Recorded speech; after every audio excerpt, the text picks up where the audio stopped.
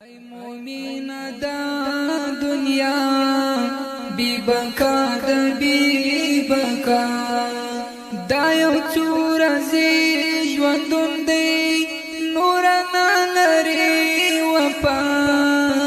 ای مومین دا دنیا بی بقا دا بی بقا د ژوند لار زمنګ د نن ورځې د خپرونې موضوع بیا هم ناوړه ګناهونه دا دنیا بی بقا دا بی بقا کڅو چاته ودانې دي بسم الله الرحمن الرحیم الحمد لله رب العالمين حمد الشاكرين الصلاة والسلام على سيد الأنبياء والمرسلين سيدنا ونبينا وشفيعنا ومولانا محمد وعلى آله وأصحابه الطيبين الطاهرين قدرمنو اوریدونکو د ژوند د لارې د خپرونې مینوالو السلام علیکم ورحمة الله وبرکاته ستاسو روغتیا او خوشحالي د پاک رب نه غواړم په دې هیله چې د صحت او عافیت جامې پر تن ولرئ او خوشحالي مو په برخه وي دا دی زه محمد یاسین فهیم د ژوند د لارې د خپرونې په وړاندې کولو کې ستاسو په خدمت کې یم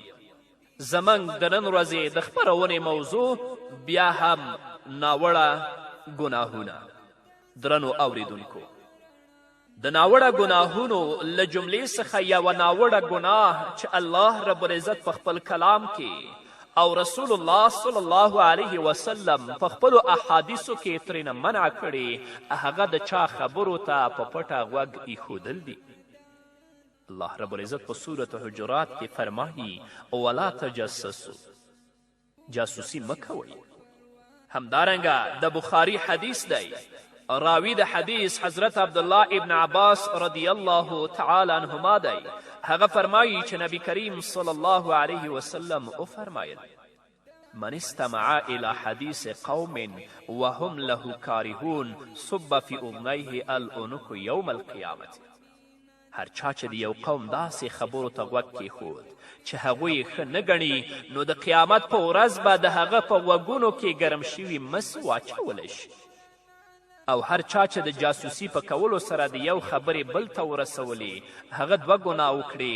ځکه د جاسوسي سره چغلخوري هم وکړه رسول الله صلی الله علیه وسلم فرمایي لا یدخل الجنة قطاط چغلخور به جنت ته نه ننوځي مګر کله چې د الله رب العزت خوښه شي نن دا مرض هم په ورونو کې شته هم په خویندو کې شته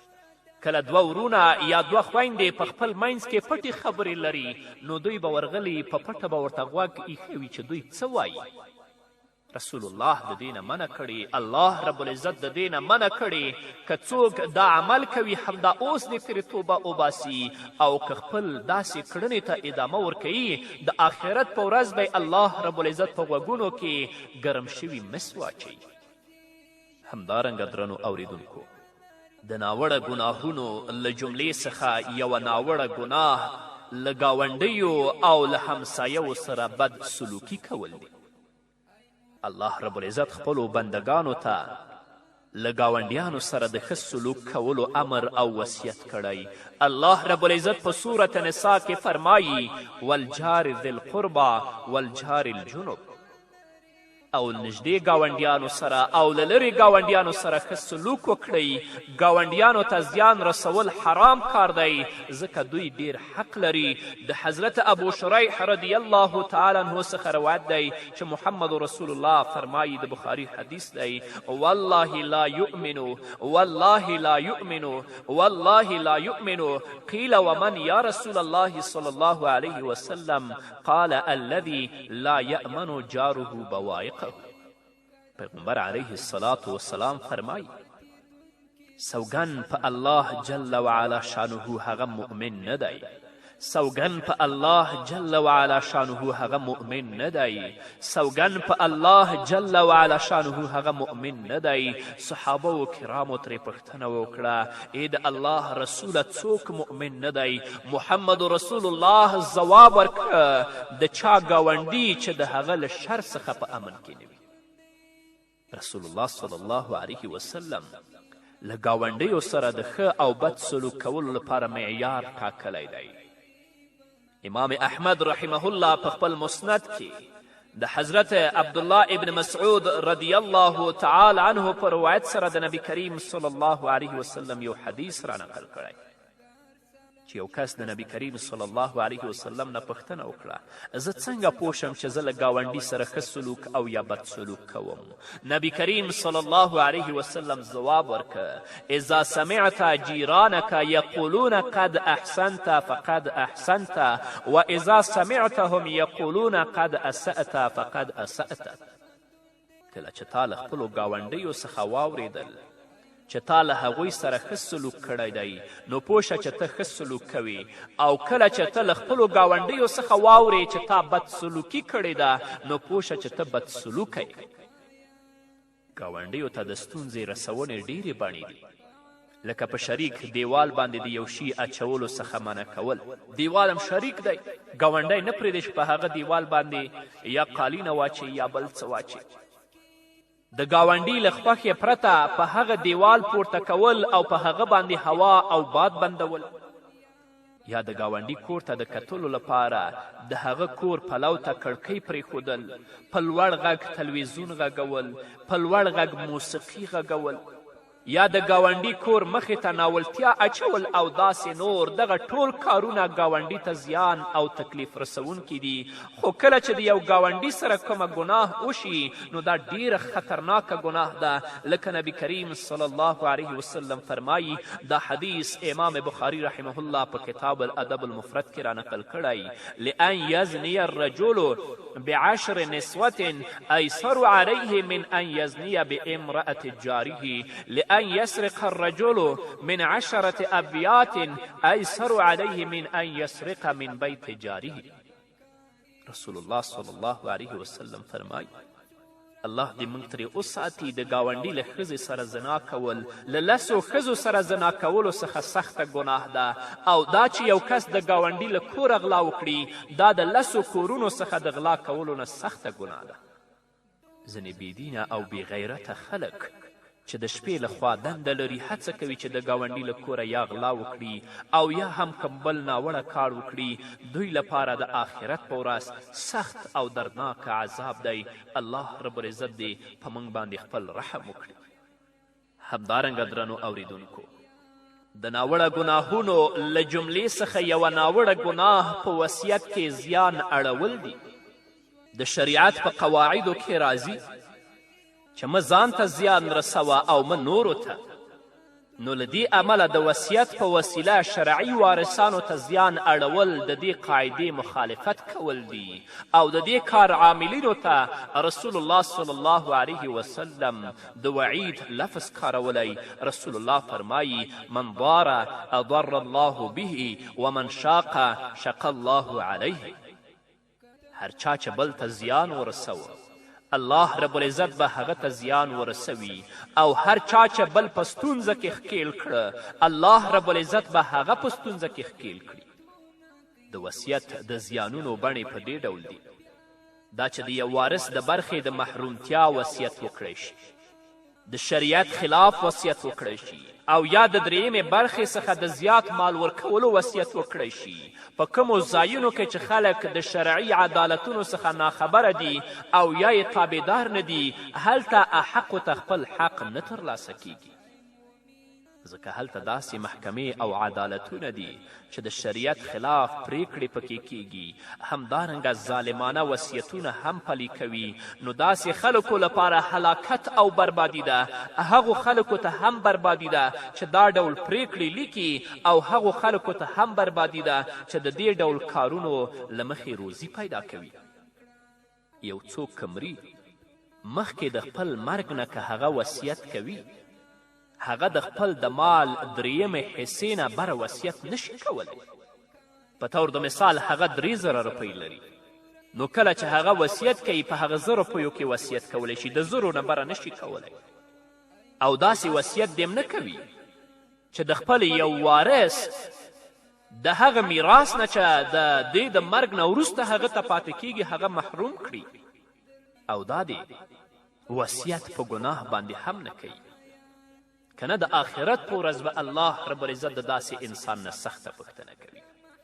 همدارنګه د ناوړه ګناهونو له جملې څخه یوه ناوړه ګناه چې رسول الله صلی الله علیه وسلم په خپلو احادیثو کې د هغې نه سخته منع کړې نوحه کول دي، یعنې مړي باندې ویر او وویلا کول. له انتهایی خطرناکو بدیو څخه یوه بدي نوحه کول دي. نوحه څه ته وایي او څه شی دی؟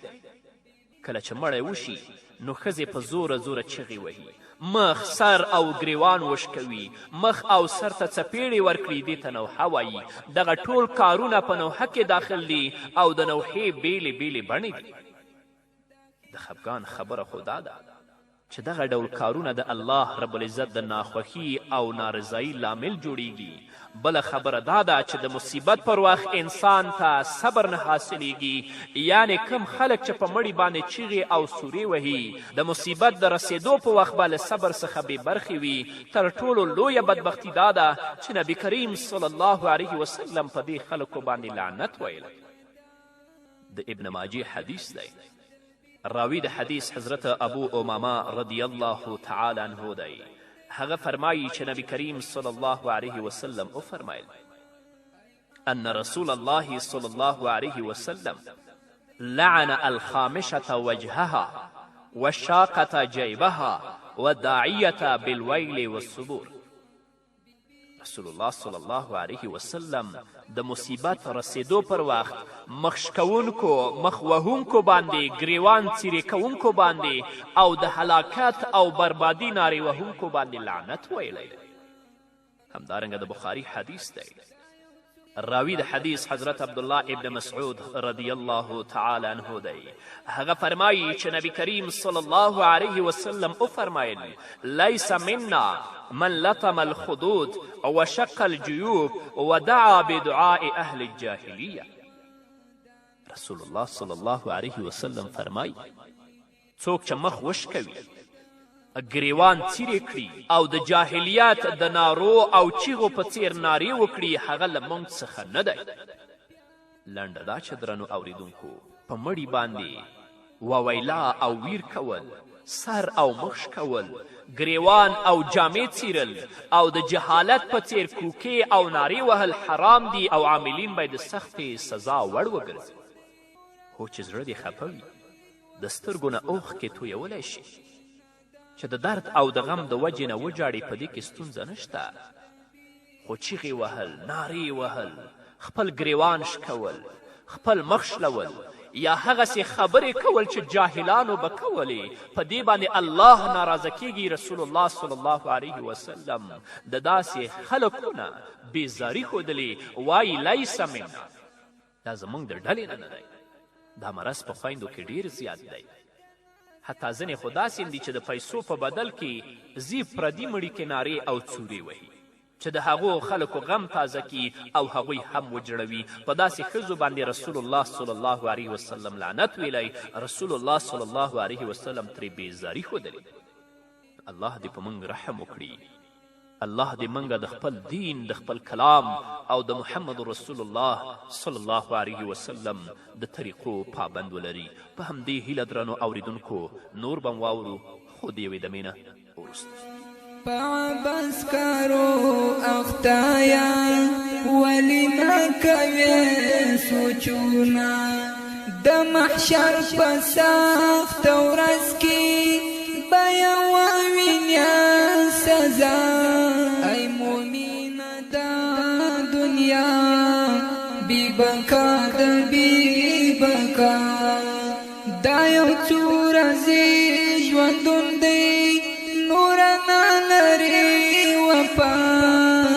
ای مومین دا دنیا بی بقا د بی بقا، دا یو څو ورځې ژوندون دی نور نه لري پا ای مومین دا دنیا بی بکا دا بی بکا کچو چاہتا ودانی دی درنو اوریدونکو بیا هم زموږ سلامونه ومنئ د ناوړه ګناهونو له جملې څخه یوه ناوړه ګناه دا ده چې یو څوک په مخ باندې په څپېړه ووهي د مسلم حدیث دی راوی د حدیث حضرت جابر رضی الله تعالی عنه دی هغه فرمایي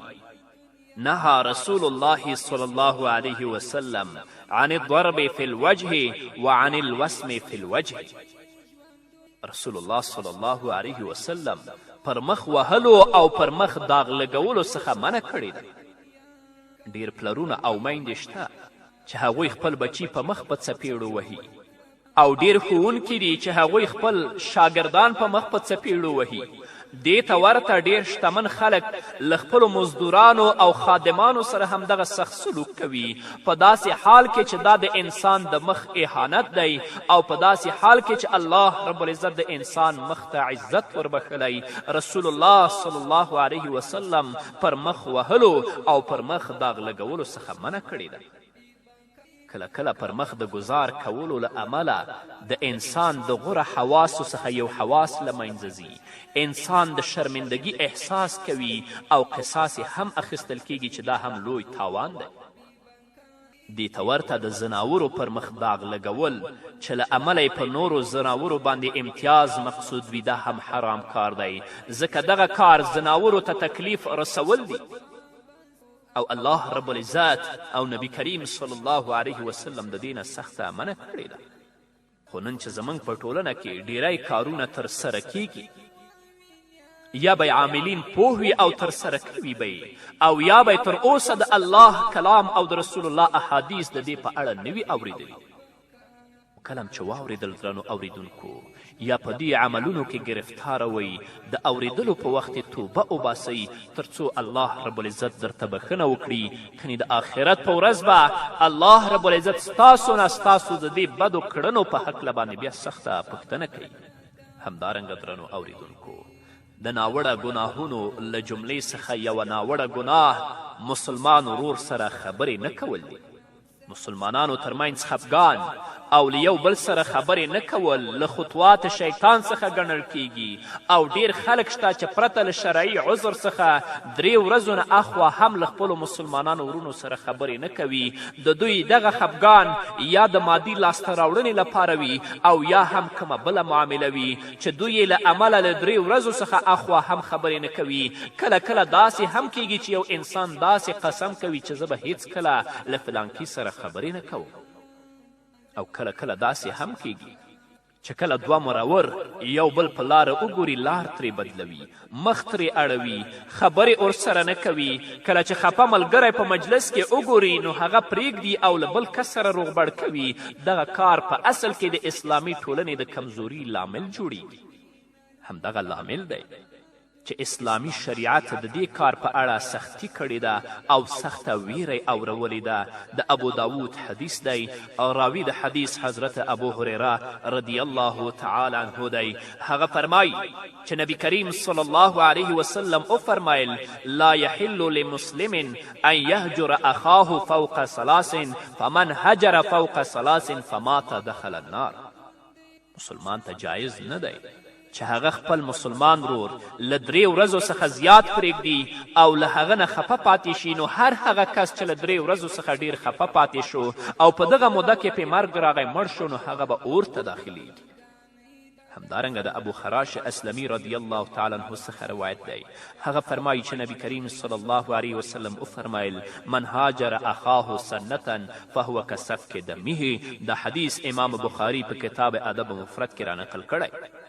هر څوک چې له خپل مسلمان ورور څخه تر 1 کاله پورې خفه پاتې شو نو دا کار د هغه د وژنې په څیر دی د مسلمانانو لپاره د خپل منځي خفګان لپاره همدغه تاوان بس دی چې د الله رب العزت د بخښنې څخه بې برخې کیږي د مسلم حدیث دی راوی د حدیث حضرت ابو هریره رضی الله تعالی عنه دی هغه فرمایي چې نبی کریم صلی الله علیه وسلم وفرمایل تعرض اعمال الناس كل جمعة مرتين يوم الاثنين ويوم الخميس فيغفر لكل عبد مؤمن إلا عبدا كانت بينه وبين أخيه الشحناء فيقال اتركوا هذين حتى يفيئا. رسول الله صلی الله علیه وسلم فرمای د خلکو اعمال په هره اونۍ کې 2 ځلې د دوشنبې او پنجشنبې په ورځ الله ته وړاندې کیږي، نو هر مؤمن بنده پکې بخل کیږي پرته له هغو کسانو چې د ده او د مسلمان ورور ترمنځ دښمني او خفګان وي، نو د الله رب العزت له طرفه ویل کیږي دوی پرېږدئ تر دې چې دوی سوله وکړي یا خپل منځ کې روغه وکړي. هغه کسان چې په خپلو کې جنګونه کړي وي که د هغوی له ډلې څخه کوم یو توبه وکړي نو هغه لپاره اړینه ده چې د خپل ملګري خواته ورشي او د سلام او دعایه لفظونو په ویلو سره له هغه سره روغبړ وکړي. که د داسې وکړل او ملګري یې انکار وکړه نو د ده ذمهواري پوره شوه، پاتې قصور د هغه چا دی چې هغه روغه نه کوي. د بخاري حدیث دی. راوی د حدیث حضرت ابو ایوب رضی الله تعالی عنه دی. هغه فرمایی چې نبی کریم صلی الله علیه وسلم وفرمایل لا یحل لمسلم ان یهجر اخاه فوق 3 لیال یلتقیان فیعرض هذا ویعرض هذا وخیرهم الذي یبدأ بالسلام. هیڅ مسلمان لپاره جایز نه دی چې له مسلمان ورور سره له 3 شپو زیات مرور پاتې شي، چې دواړه په لاره مخ شي، دی هم اعراض وکړي او هغه هم اعراض وکړي. په دوی دواړو کې غوره هغه څوک دی چې په سلام کولو کې مخکېوالی وکړي. خو که چیرې په هغه کې کوم شرعي لامل موجود وي لکه لمونځ نه کوي، بې حیایي باندې ټینګار او اصرار کوي او ته پوه شې چې د ده په بیلتون کې زما ګټه ده، نو په دې صورت کې خفګان واجب دی. هو که چیرې د بیلتون په صورت کې د هغه نورې بیلاري او بېدیني اندېښنه موجوده وي نو بیا بیلتون سم کار نه دی، ځکه په دې بیلتون کې مصلحت نشته بلکې خرابي ده. نو غوره خبره ده چې له حکمت څخه کار واخیستل شي او په سمه توګه مرور ملګري ته نصیحتونه وکړی شي تر دې چې هغه سمې لارې ته راشي.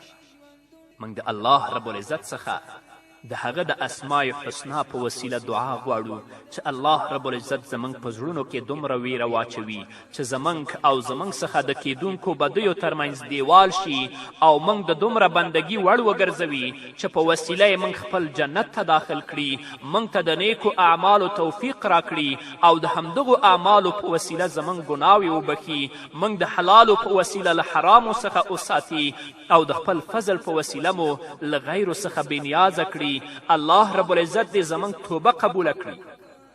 او د همدې توبې په وسیله دې زموږ ګناهونه پرېمینځي. یقینا الله رب العزت اوریدونکی او دعا قبلونکی دی. الله رب العزت دې پر خپل نبی محمد رسول الله صلی الله علیه وسلم او د هغه په صحابه و کرامو رضی الله عنهم باندې دې خپل رحم او کرم وکړي او هغوی دې په خپل رحمت کې وساتي. نو درنو اوریدونکو، دا وه زموږ د دې موضوع آخرنۍ خپرونه چې ستاسو درانه حضور ته وړاندې شوه.